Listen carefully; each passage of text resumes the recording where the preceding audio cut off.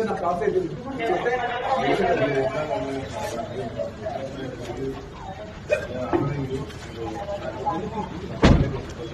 sir మీరు ఏం order చేయండి ఆనందం మీరు ఏం ఆర్డర్ చేయండి ఎందుకంటే అర్థం మార్చుకుంటానికి